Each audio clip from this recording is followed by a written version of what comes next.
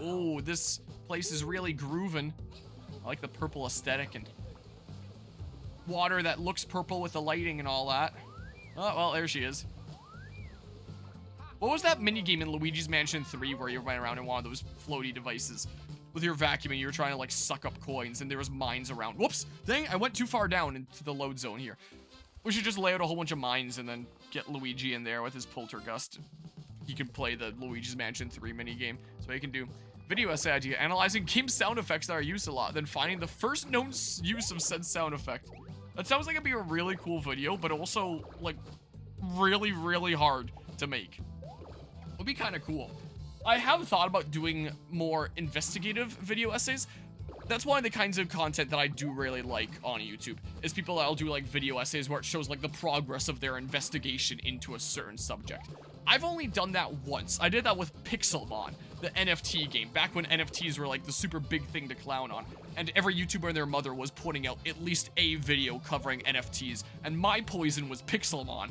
That was what I did after a recommendation from my Taekwondo instructor of all people. And it was actually kind of fun to like investigate and go down the rabbit hole and find out more and more about it. And I realized it was a very surface level and shallow thing compared to like how far some people take their investigative video essays on YouTube and stuff. But I know that video really didn't get a massive ton of attention. Like, it's not one of my video essays that popped off or anything. But I actually had a lot of fun making it. And it was cool to, like, keep on going further down the rabbit hole, quite frankly. Any of the Toho monsters? Seriously, those are everywhere in Tokusatsu? What, for, like, sound effects and stuff there? Well, if the RCT scream isn't originally from RCT, I wouldn't be surprised. I was about to say, I wouldn't know the person to ask about that. The one person on the original RCT games that I've chatted to before was the graphic designer, the one that like made a bunch of the rides and graphics and stuff like that. Simon Foster is his name, because he saw my Roller Coaster Tycoon video essay and he was the one that reached out to me. And I was like, wait, is this really who he says he is? And I looked into his email and saw that it was tied to like his businesses and like teaching people graphic design online and seeing how that was connected to Roller Coaster Tycoon. And I was like, oh, it really is him. So I chatted once to him a few years ago through email, a little bit back and forth. And then I think it was in my Games of Art essay that I wanted to quote his email to me. So I reached out to him again all these years later, being like, hey, can I quote you? And he was like, sure, go ahead. But if only it was the sound designer that reached out to me, that I just reach out and be like, hey, do you know the origin of this sound effect? But he probably wouldn't know. He paints a picture of Goldengo. It's steel and ghost, so it resists or is immune to every type except water, electric, ground, ghost, and dark. Wow. And it hits harder than a Latios. It also has a base 120 power move that has the same attack bonus, same type attack bonus. That was throwing me off because I didn't see type there and I couldn't spell it stab in my head. Boosting it to 180 power. Also, you can't paralyze or confuse it because it's immune to status effects. Competitive is also about always about creative solutions to deal with Pokemon and kind of takes out your options for creativity. Yeah, if it kind of locks you into something there, not as much room to play around. Hey, you really should be going around startling people. What am I doing here? I'm glad you asked. This is where you're supposed to dive from. And if I had more guts, I could. And I saw that down there. That disgusting thing. It's just what I need to get the courage to dive. What, you see a lady down there and that's what gives you the courage to dive when you're gonna like land on her? But where can I get my hands on a floaty ring? Wait, that's what we're doing here? We're not gonna be able to talk to her until, I can't even dive, until this rando is able to dive and like startle her, I presume. It's probably not gonna let me over in there. So, to get the attention of the person I need to get the attention of, I need to have some rando dive into the same pool that I have to do a fetch quest before he's willing to dive into the pool. Amazing. Also, if they're socket people, wouldn't they like not want to be around water? Heck is this here? But yeah. What is that? Whatever it is we need in Smash Bros. What? The person down there or the people here? But yeah, we need that lady in Smash Bros. Ultimate. Yeah, we'll get some more DLC. It's not like the, oh, I can't talk to him and get hands. Not like the next console's gonna be right around the corner. Also, think about the next console, the Switch 2. I love how Nintendo just makes major announcements on some random Tuesday like they did a while back, announcing like, oh yeah, sometime in this fiscal year, we're gonna be unveiling what the next console is properly. And I think it was about a week ago that the Game Awards dropped an announcement on like Twitter and YouTube and their social media platforms being like, the Switch 2 or the Switch successor or whatever the heck will be revealed sometime before March 31st, 2025, treating it as if they were the ones that made the announcement, like they got an exclusive scoop. Probably just hoping that people forgot about the announcement in the first place because it's been so many months, or just never realized there was an announcement in the first place because Nintendo just dropped a tweet on like some random Tuesday out of nowhere in like the most Nintendo move. Most of the comments are just being like, whoa, what? That's crazy. But there was a few that you'd see in the replies of people being like, Nintendo already announced this. It's an announcement about an announcement that happened months ago.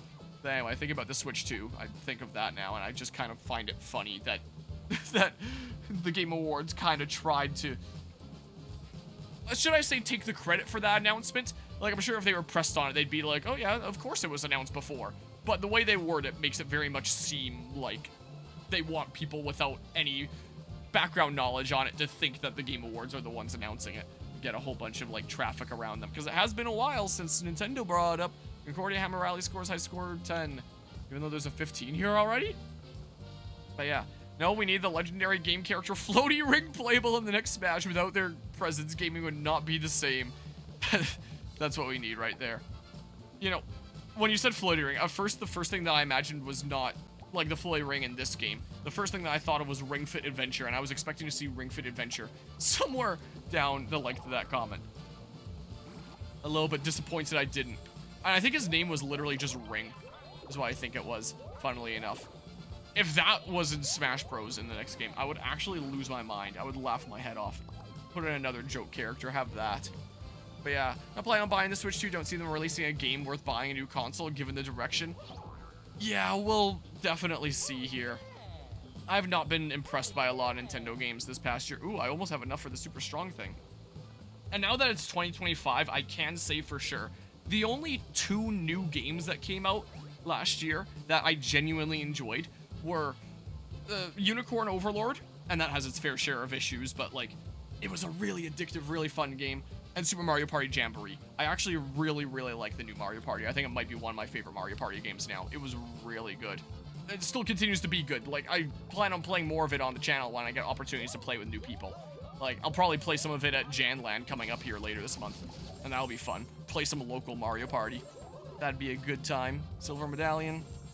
So those games I really liked. And because I started Helldivers yesterday, I can say that I think I kind of like that game too.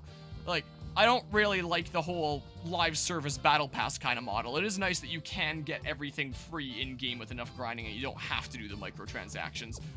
But clearly PlayStation knew that that kind of thing makes a lot of money and still wanted to include it in the game in some way. But it was actually really fun. Again, I only have like 4.5 hours in that game.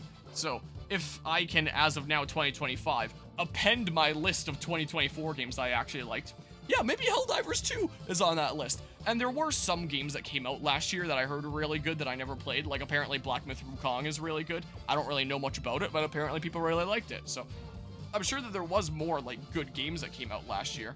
There was also Shadow of the Erdtree that I played and enjoyed, but, like, that's a DLC. That's not a game, despite what the Game Awards would have you believe. Okay, what is going on over here? Yeah, Daphne! But there's still, in terms of what I played, wasn't a lot that I really liked. I also didn't have as much time for playing games last year when again, like, the first 4 months I barely got to anything because I was busy wrapping up university, and then I was gone for a while, and then I was coming back and then kind of getting caught up where I could. When will he wake up already? How long are you going to sleep just because you can't get a jellyfish pizza? So, what if there's 2 solutions? What if I can also get a jellyfish pizza? Also, and you thought pineapple on pizza was cursed. Yeah, she's fast asleep. Oh my god. I thought I was seeing things the first time, but nope. The guy on the right there, the clap animation, it it doesn't loop. It starts at the bottom, he raises his hands up, he starts clapping, and then it restarts the animation from the beginning, so his arms teleport down, and then he starts clapping again. The animation doesn't loop! Yeah, she's fast asleep. I dive in to wake her up myself, but I can't swim. Maybe if something fell from above, it'd startle her awake. Well, we can carry like really heavy looking objects and pass it back and forth in this game. Why don't we just carry you and then we toss you in? Anything goes around here after all. Who cares if you can't swim? Oh, you stopped clapping. Wait, it's based... No, it's not based on how close I am.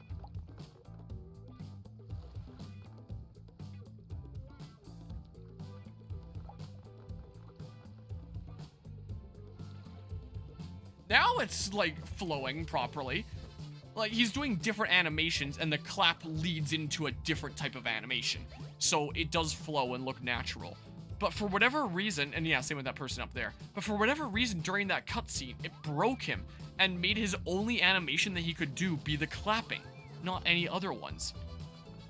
But now, out of the cutscene, that's not the case, and he's working as intended.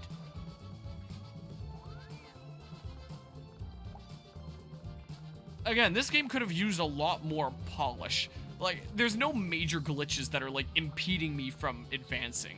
Like, luckily, it's not one of those kinds of broken games. But you can definitely tell that there was a lack of polish here. I can't take these, are you kidding me? But yeah, let's see here. What did I miss? Unless they make Legends CA exclusive, you probably won't get it. For it potentially being a Switch title. In addition to a Switch 2 title, we'll see here. Legends Arceus was fun for the first 10 hours, but it got old after a while. I'm not interested in Legends ZA.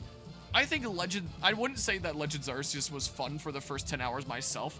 I'd say that it was boring as heck for the first 2 hours, and then it was fun for 10 hours, is what I think I would say. But the opening slog, yikes. Now I wonder how Switch 2 emulation scene is going to be after Nintendo went Scorch Earth with Switch 1. Though it is also, I think, like, don't quote me on this, but I remember hearing that that was the case with Switch 1 because the devs behind Yuzu and Citra were putting builds of it behind, like, Patreon-exclusive paywall. So they're then paywalling their emulation content. And I think that was the line where it's like, this is too far, and now for sure, like, not at all legal. And, so, yeah, very much a Scorched Earth there. But yeah, paywalling emulator builds. I can see how that would be an issue, if that's the case. Again, don't quote me on it, I just remember hearing that. But yeah, interested solely because of the possibility of new megas. Yeah, maybe we'll finally get some megas that people have wanted for a long time, like Flygon. If there's no Mega Flygon in Legends ZA, I'm actually gonna lose my mind. So you're saying Mario and Luigi Brothership is peak Switch content? It most certainly is. We'll see. Switch 2 dev kits have been in the wild for at minimum a year at this point. That's not including in-house Nintendo dev kits, just third-party leaked ones. Been plenty of time to prep software. While it didn't come out last year, my modern gaming experience of the year was Ratchet & Clank Rift Apart. Oh my god, that game is amazing. Okay, I never really looked all that much into Ratchet & Clank. Maybe it's something that I would have grown up with if I played more things on my first ever console of the PS2. Or you could rent a floating ring around here. Well, the rental guy's gone. Maybe he's on break, but we can do whatever we want around here. Just take one anyway. Like, they'll still be available out there and stuff like that. And yeah, in terms of, like, just all gaming experiences last year, like, there was a lot more games I did genuinely enjoy that didn't come out last year. Like, I've been playing through Final Fantasy 16 around here, and I've actually been really, really enjoying that game. But that came out in 2023. It's just last year I started playing it. Played through Metroid Prime 2 and 3, and they were really good. And these games from, I think it was 2004 and 2007, respectively, despite them both having, like, their fair amount of flaws and things that I would change, they're so much better than, like, so much of the crap that comes out nowadays, I feel like. And it made me really hyped for Prime 4, because I actually really quite liked Prime 2 and 3. So I need to find the floaty rental guy here? But yeah, let's see here. Best way I can describe Black Myth, it's inoffensive, it's fun, but it's mindless fun. Kind of thing you'll play for hours, but not realize there's not much substance. But don't really care because fun. Okay, so like a good, simple, fun, addictive kind of game there. My game is usually limited towards the indie side, and that's fair enough. That's the case for more and more people. Day after day, it feels like, as a lot more people are getting tired of, like, a lot of the AAA slop. Or quadruple A slop if you're Ubisoft. Let me append my list. I loved Skull and Bones last year. Oh man, what a fantastic game that was. I don't know, is there gonna be some guy out here? Quadruple A gaming experience. However, my favorite game played last year was probably SMT5 Vengeance. Okay. I think, like, I don't really know much about the SMT series. Like, maybe I'll play it one day, because I have kind of enjoyed Persona. In some ways. I definitely had mixed feelings about Persona 3. Continue to have. It's not like I've beaten it yet. So all I really know about SMT is what people have told me in streams. And if memory serves, I think I've mostly heard that, like, The story isn't super great, but like the gameplay's really fun. But yeah, SMT5 mentioned, what the fuck is a press turn? How's it going, False Souls?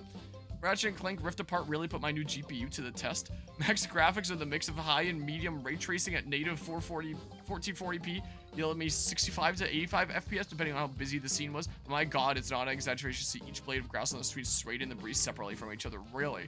That's cool. Enjoyed Windblown play it this year and got $120 worth of eShop gift cards for Christmas. Picked up Penguin, Enter and Exit the Gungeon, Hades, and Beloutro there, although I haven't played them all yet. I've heard that there was like a recent, I don't know if I want to call it controversy, but a bit of a messy situation with Beloutro recently, where they were given an 18+ rating just because of like supposed gambling, even though you can't like actually gamble any real world money, and yet games that are filled to the brim with loot boxes and basically are gambling are fine to be like T for teen or everyone 10 and up or whatever the heck. The Beloutro had to become like an 18+ game or something like that, I thought I heard. I have no idea where I should be going. I'm kind of rambling while I'm playing on autopilot here, and I genuinely have no idea where I should go for like the 2-person. The game didn't really give any hints about where they could be, and I didn't really see anyone that particularly stood out to me in here. But yeah, the story can be amazing. SB5 has an incredibly weak story and weak characters. It's complicated and varies game to game. Okay. Quadruple A game, a new word they coined, refers to a flop so big it ruins a studio. Well, in terms of like the amount of A's, like AAA, I think is meant to refer more so to like the budget that goes into a game. I don't know if there's like any actual like specific definitions anywhere for like minimum budget to be AAA, but if we're talking about like raw budget and how much money goes into it, I think it would honestly be fair to classify Skull and Bones as a quadruple A game, just in terms of what went into it. Not because they intentionally put a lot of effort into it to make it the best game they could, but because it was in development hell and they were doing everything they could to actually get a version of the game playable and out there after there was something with the Singaporean government where they had to release it. Yeah, it was pretty much just a money hole. It was in development hell for 9 years and went across... Actually, don't remember. How many different studios? Let me switch my input. In the description of any one of my playthroughs, you can find like all the main game info so that like anyone that wants to know a little bit about like a certain game can get like the main info there, like release date, the studio behind it, the publisher, stuff like that. And if there's multiple studios, I list them all under developers. And Skull and Bones was definitely the longest one of those out of anything I've ever done. Let's see here. This is just the first one that came up. Skull and Bones Part 7 of my playthrough. Let's see here. Who all was involved on this game? Developers: Ubisoft Singapore, Ubisoft Belgrade, Ubisoft Berlin, Ubisoft Chengdu, Ubisoft Kiev, Ubisoft Montreal, Ubisoft Mumbai, Ubisoft Paris, Ubisoft Philippines, Ubisoft Pune, Ubisoft Shanghai. How many is that again? That's 1, 2, 3, 4, 5, 6, 7, 8, 9, 10, 11. That's what I thought it was, but I didn't trust my memory. So, you know, when you go across that many different studios to make a game, and I followed a decent bit about this story, like, leading up to release, and I heard multiple times that, like, the director or executive producer or whoever the heck would oftentimes be booted off the project, and then a new one would come on, and they would throw in the trash a whole bunch of stuff that the previous director had done, and then they'd start working towards a new direction, and then they'd be booted off the project, another director would come in, and then they'd throw a whole bunch of stuff down the drain, and, like, that would have been, like, such a miserable experience being a dev on that game, just watching your work go down the drain over and over again. But yeah, in terms of, like, raw funds and development effort, I guess, amount of development effort, not necessarily meaning, like, good development effort, but, like, just raw amount of it, it might honestly be fair to classify Skull and Bones as a quadruple A game. Honestly, is what I feel like here. Beloutro got Baggy 18 because of the poker gameplay, due to the gameplay can be applied to IRL poker, which is stupid. 18 plus for simulated gambling. Oh, Peggy. But yeah. And yeah, good old Concord there. SMT4, I find, to me, has an amazing story and great main cast of characters. Probably the biggest contributor to that because of how SMT and the alignments work. Okay. X Studio is now playing Hot Potato with Skull and Bones. Yeah, that's how it went, I guess. Imagine playing pirate game as the ship with gameplay of ship and stamina system. The ship can get tired. I wonder if that was the direction that it went in at one point. How funny that would be. SMT3 Nocturne, you infrequently interact with the main cast, and they're more mouthpieces for their alignment, which is basically their ideology of how they want to make their world. Okay. I can't believe they outsourced the game director. I don't blame the devs there. I'd lose my passion for the project just going. You okay, camera? Lose my passion for the project and just going every day for the paycheck at that point too. Yeah, honestly. After all the things that you've probably put like a lot of heart and soul into gets like thrown out over and over again. Like, and I was reading articles like leading up to release about how miserable it was to be a dev on that project. Where am I going? Did I go out this way already? Has this game picked up its story yet? The bad guys actually did something genuinely bad.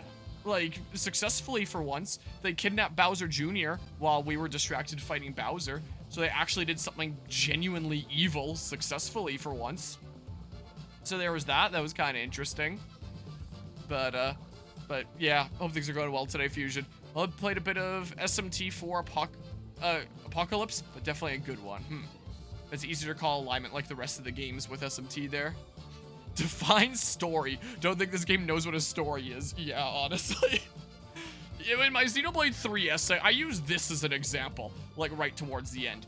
I was trying to emphasize during my conclusion, like, I think that Xenoblade 3 story is heavily flawed, but it's not bad. And one of the points that I wanted to make was, I think it's still better than, like, most of the stuff that I play here, where, like, story isn't as big a focus. I was like, what game should I have gameplay of in the background to use as my example there? I used Mario and Luigi Brothership. I was thinking about using Detective Pikachu Returns. I didn't, but I almost did. How about trying Club Diode specialty jellyfish soda? I don't know why I needed to fade through black for that. But yeah. Oh, I was there, lol. It's going good. That's good to hear. I was playing Ratchet & Clank Rift Apart, trying to 100% the game. It seems like that's the thing that's gonna be like super discussed today now. Genuinely, this feels like a game that AI would make if you had an AI 50 years in the future making games for you. But again, like, I mean, maybe, but in terms of like raw writing, when I gave ChatGPT that prompt, it made the story, like I gave a summary of a story that I would have much preferred to have experienced over this. I was really surprised. I was expecting ChatGPT to spit out something that was like this, but it didn't. It actually made something that sounded like it'd be genuinely really interesting. So yeah, the camera's AI robot arm is practically a stream personality at this point. It's like a co-host or using a real cameraman as a tripod. Just occasionally gets tired. Yeah, for whatever reason it does. Like, I don't know what's wrong with this camera. I think the story of Nocturne is pretty great, or at least narrative, but the gameplay is amazing in all the games, huh? Yeah, there's Mythic reacting with Pog because, yeah, that had come up earlier. It's got a kind of carbonation you can't experience anywhere else. A kind of unique carbonation? I actually don't like carbonation. Want some? It's on the house. Sure. Down the hatch. Because I don't know where else to go. And if I can't figure it out here, I'm gonna look it up because I don't want to, like, HP and BP bubble to the brim. Oh, that's fun. Right? It has that gotta have some more effect on anyone who tastes it. You're now hooked on cocaine. You get that blast of fresh sweetness as the prickle of the carbonation hits you. The idea is that it mimics a jellyfish sting, without the unpleasant venom, of course.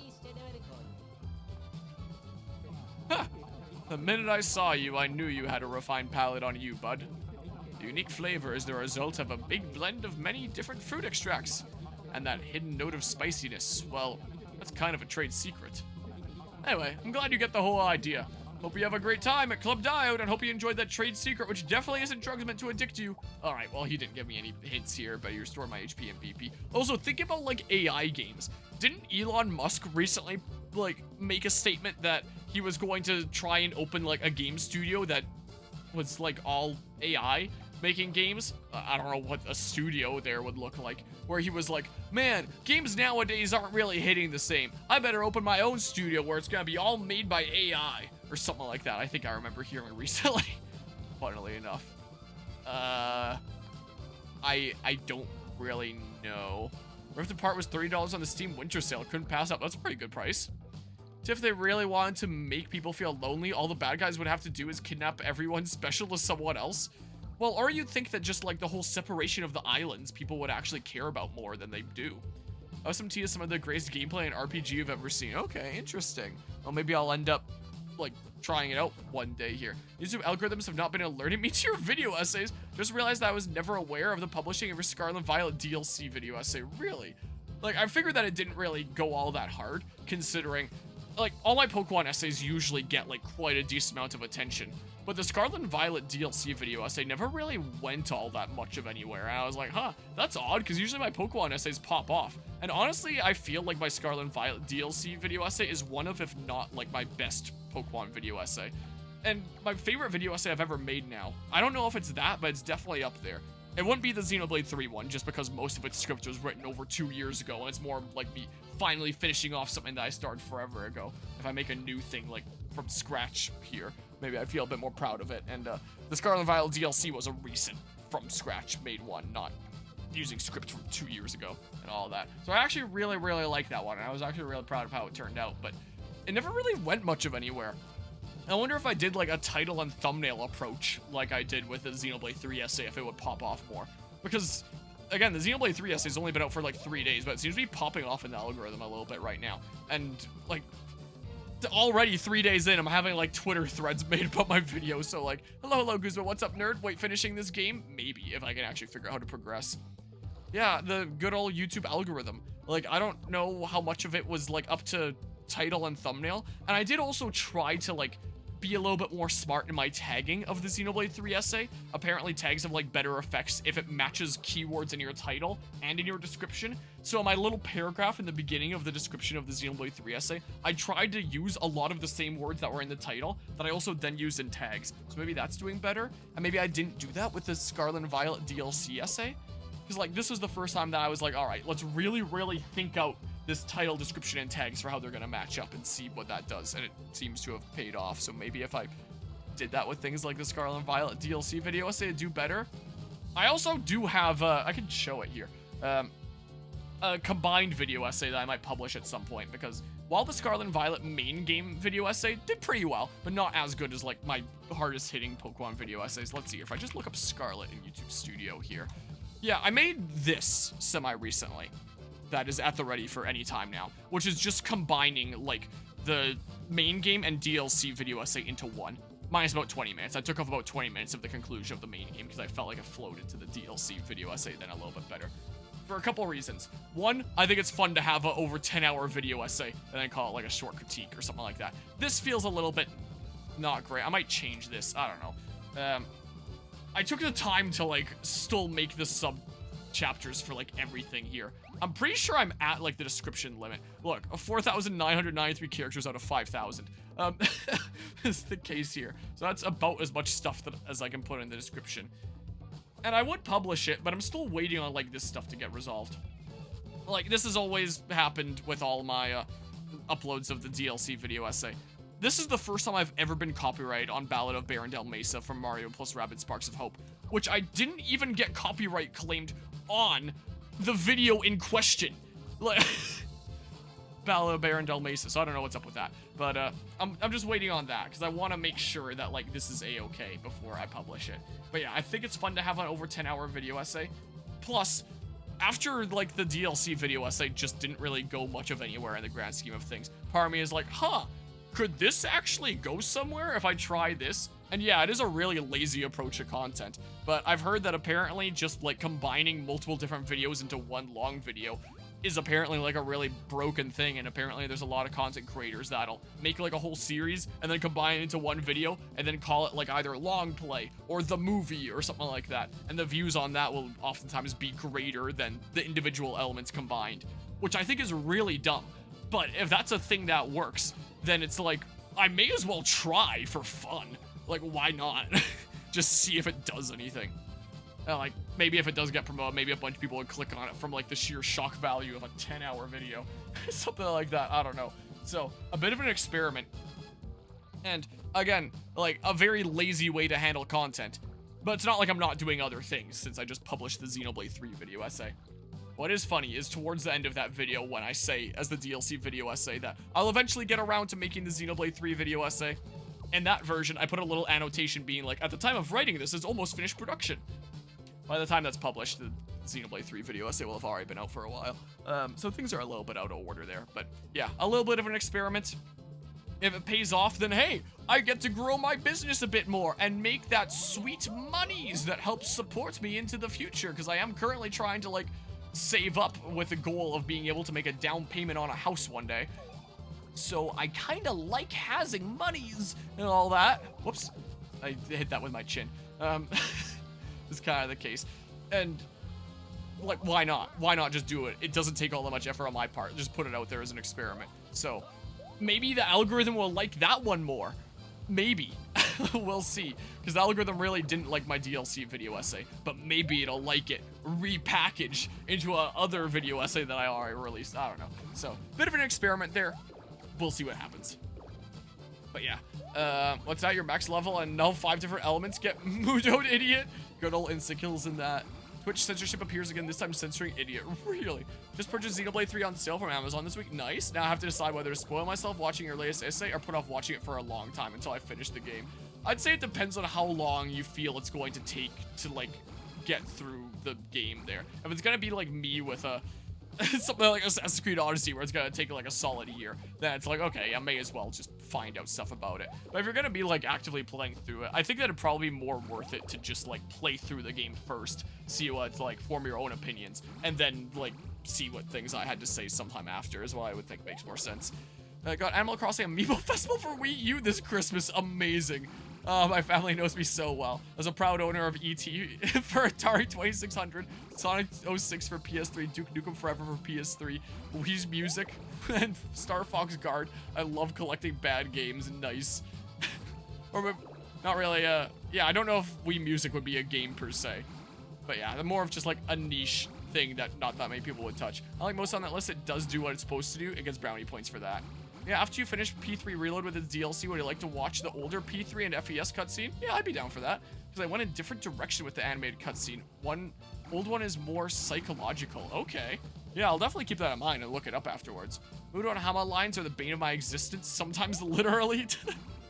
Quite literally when they're insta-killing you. I'm looking this up now, is what I'm doing, because, I don't know.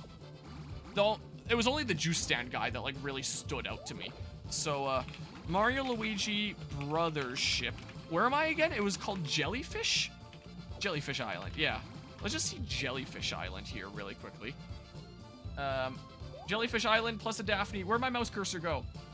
Let's look at this video by Lake, spelled L-A-I-K. This is part 73 of their playthrough. All right, so we're pretty close in part numbers here. Pretty close together. But I have a few more part numbers at this point. If I can actually scroll ahead here a little smidge. Let's see, am I being dumb? Where do they get the floaty from? Now, if YouTube could not lag for me, that'd be great. They don't get it from, like, the hammer minigame, do they? Hold on. Bear with me here. Bear with me. Right, do you know about the Elden Ring Night Rain network test? I saw a mention of it. It's like signups are starting around like January 10th, and then it's gonna be happening in like February or something like that. Okay, they got a heart bean from the little mini game. A bunch of beans and stuff. Oh. Is that who I need to talk to there? Hold on. YouTube is like really lagging for me right now. I don't know why. I've been having issues with my browser lately. And then they do a thing, and then they go and they're able to get a tube and stuff. Okay. Thank you, Lake. I appreciate it. I greatly appreciate the help here. All right. Let's be off. Hopefully there's nobody that, like, ends up finding this part of my series trying to figure out where to get the floaty. And then just sees me rambling here for, like, 10 to 20 minutes, like, not going and getting it. How do I get down again? This way. Yeah, Lake's video will be a little bit better suited in that case. Shout out to my homie Lake. You apply for or whatever on January 10th. Okay, interesting. I might not. I might just wait until, like, the full game to come out and then just kind of go into a blind then. So I might do. So apparently the person that I talked to isn't this guy at the juice stand, but this guy here. It would have been nice if when he went to, like, the one guy that actually stands out here, the juice stand guy, if he was like, oh yeah, this thing is super popular. In fact, people even leave their jobs to come here and enjoy my juice. And then I would have gotten the hint of like, oh, the guy next to here is the guy who ditched his post that I'm looking for. What do I need with a job? I'm here. Another jellyfish soda. Yeah, you've had enough of those. We're cutting you off. I'm licensed to know how to cut people off. Like, when to identify that they've had a bit too much. because, like, I don't think I've mentioned it during this series, but little known fact about me, but I do have my liquor serving license, ProServe it's called. Hey, you two, lend me an ear, will ya? And I have served alcohol at several events before. Excellent, thanks for hearing me out, appreciate it. Events that were typically centered around beer. The job is renting out the floaty rings you can use in the pool here, despite having no interest in drinking alcohol myself. But would you believe it? Some VIP or something showed up. Don't ask me who she is. She spends all day sleeping in the pool on one of my floaty rings. Well, aren't you supposed to give them out for people to use? I'm working an honest 9 to 5, and all she does is float, float, float. Well, isn't she like a guest here? Or is she not?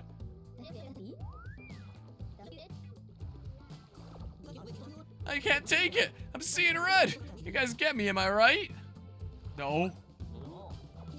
Yeah, I knew we'd see eye to eye.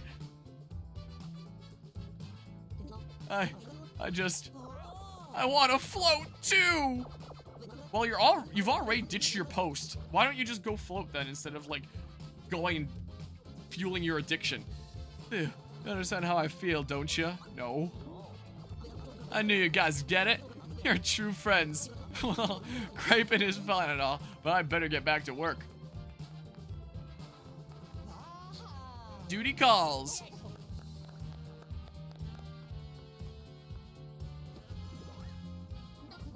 Having a job ain't no picnic, sounds like. But yeah, let's see here. Yes, I can booze, indeed. It's because a decent bit before COVID started. My dad was the head brewer for a couple different breweries for a while. He was the head brewer at one place before the owners kind of stopped paying fees that he needed to pay and the business was shut down. Then he was the head brewer at another place until the owner there got a good opportunity in BC and left the business and gave the business to his friend here locally. And then that friend fired like 95% of the staff and made them start only brewing like one beer in mass production, and that was it. And then my dad started his own contract brewing company. So I was an employee of my dad's company, and we would go to like different beer events in places that you'd see events like Comic-Con, like those kinds of events where you have like all the stands and all these different businesses and people serving samples, and that's what I did.